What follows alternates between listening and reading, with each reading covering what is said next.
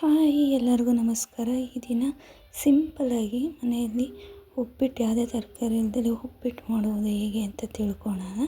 ಈಗ ಅದಕ್ಕೆ ಬೇಕಾದ ಸಾಮಗ್ರಿಗಳು 5ರಿಂದ 6 ಹಸಿಮೆಣಸಿನಕಾಯಿ, 2 ಈರುಳ್ಳಿ, 1 ಟೊಮೆಟೊ, ಸ್ವಲ್ಪ ಕಾಯಿ ತುರಿ, ಕೊತ್ತಂಬರಿ, ಹುರಿದಿರೋ ರವೆ, ಕಡಲೆಬೇಳೆ, ಕಡಲೆ ಬೀಜ, ಸ್ವಲ್ಪ ಜೀರಿಗೆ.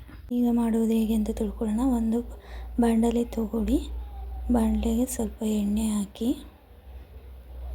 ಹಾಕಿದ ನಂತರ ಸ್ವಲ್ಪ ಜೀರಿಗೆ, ಕಡಲೆಬೇಳೆ, ಕಡಲೆ ಬೀಜ ಹಾಕಿ ಚೆನ್ನಾಗಿ ಫ್ರೈ ಮಾಡಿ.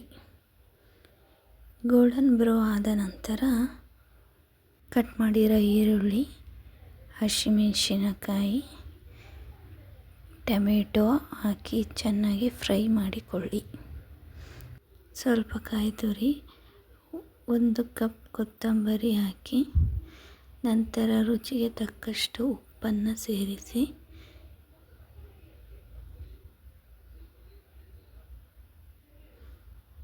ಅದಾದ ನಂತರ 2 ಗ್ಲಾಸ್ ನೀರನ್ನು ಹಾಕಿ ಚೆನ್ನಾಗಿ ಕುದಿಸಿಕೊಳ್ಳಿ.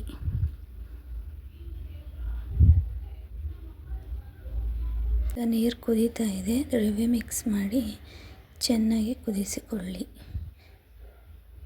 ನಂತರ ಪ್ಲೇಟ್ ಮುಚ್ಚಿ 5 ನಿಮಿಷ ಬಿಡಿ. ಈಗ ರುಚಿಕರವಾದ ಉಪ್ಪಿಟ್ಟು ಸವಿಯಲು ಸಿದ್ಧ.